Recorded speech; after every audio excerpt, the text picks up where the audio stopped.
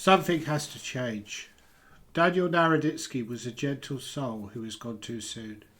The shocking passing of popular chess commentator and streamer Daniel Naroditsky seems to have brought a toxic subculture that exists within chess to the surface. That of massive egos, chess drama, swear words aplenty, accusations made against other players. World number 2 Hikaru Nakamura mentioned on his Title Tuesday stream, which took place on the platform Kick, that where Daniel went wrong was that he was too nice. That Daniel should have done what Daniel himself did, that of telling serial accuser and former world chess champion Vladimir Kramnik to go fuck himself. I understand that Hikaru is strong mentally. It is part of his makeup. I think he worked out long ago that if somebody challenges you, that you should always try and bat back at them as soon as possible. Never let your resentment fester. That way they can never gain a psychological advantage against you. That was the problem, it seems, that Naroditsky let this wound fester. The wound of Kramnik tormenting him with barrage after barrage of accusations and carefully put together YouTube videos. From a well-respected former champion, no less. It would seem that Kramnik and Nakamura are quite similar in a way that Daniel was not. They are both tough people mentally. Both are part of the elite. Daniel, as he was commonly known by his friends and the chess community at large, was better known for being a nice guy than for his extraordinary chess skills, even if he was a very fine player, one of the top 5 players in the world online for many years. It is my belief that being thrown into conflict with the huge chess egos that exist at the very elite of the game was what ultimately cost him his life.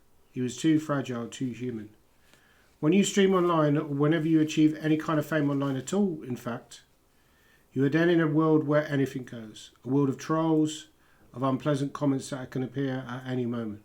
It is one thing to experience this from a virtual unknown, hurtful enough in that case, but quite another level to encounter this from someone you respected and continues to be respected by many others in your chosen field. I think the problem is that Kramnik lacks empathy. I don't think he set out to hurt anyone, just that he doesn't seem to appreciate that not everyone is as tough as he is. He may have gone in with the right intentions, but ultimately he seems he did it in the wrong way. But when people direct burning hell and other angry comments at Kramnik, they are continuing this whole toxic cycle. Although we seem to crave freedom of speech, we also see that it has its limitations. It creates a universe where you can say anything to anyone at any time and not really face any issues at all, which is exactly what seemed to cause Naroditsky problems in the first place. When Nakamura says, "Go fuck yourself," the teenage boys who make up a great percentage of his fan base are then emboldened to say the same things to their teachers and parents. After all, the world number 2 said it, so it must be okay. The cycle never ends. Naroditsky was a gentle skull who eschewed the more ego-ridden environment of over-the-board tournament play for what seemed like a more pleasant life of streaming and coaching. This should have been a safe decision, but somehow wasn't. I've always felt that spending 5 to 6 hours or longer streaming chess games online is not a very healthy way to live. In many ways, you are making money out of an addiction. It is like video game streamers, some of whom died during monstrously long sessions drawn out too far. Like the film The Long Walk, but taking place on your sofa. It is in your favour to play for as long as possible, to be a savage, to be extreme. And others may be financially dependent on you, which brings yet more pressure. Drop your number of playing days or hours and your viewership dries up. Those who follow you lose interest. The algorithms drop off.